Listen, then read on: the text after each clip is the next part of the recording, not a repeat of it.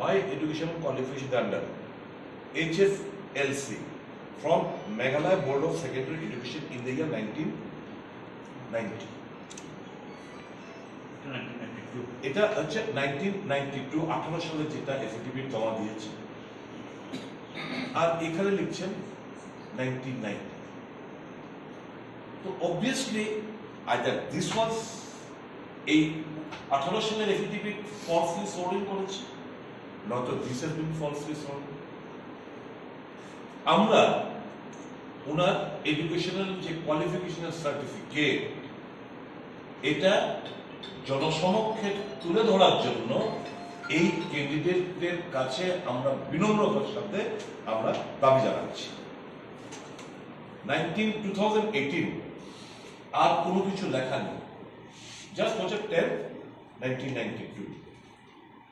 এবার এখানে HLC 1990 লেখার পর আরেকটা কোয়ালিফিকেশনও দিয়েছেন, diploma in rural management from institute of rural management Irma. এটা খুব নামি একটা ইনস্টিটিউশন, ইরমা 1999 গুজরাটে।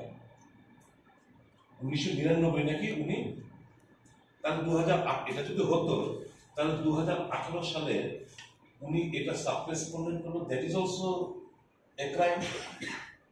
আর এটা হচ্ছে সন্দেহটা আমরা কেন করছি, এটা কমন এডমিশন টেস্টের মাধ্যমে ইরমার মতো একটা ইনস্টিটিউশন কমন এডমিশন টেস্টের মাধ্যমে ভর্তি হতে হয়। আর ওনার যা যোগ্যতা, যদি ধরে 10 পাস করেছেন, 10 পাস করে এই ইনস্টিটিউট ভর্তি হওয়ার কমন এডমিশন টেস্ট এপিয়ার করার কোনো সুযোগ নেই।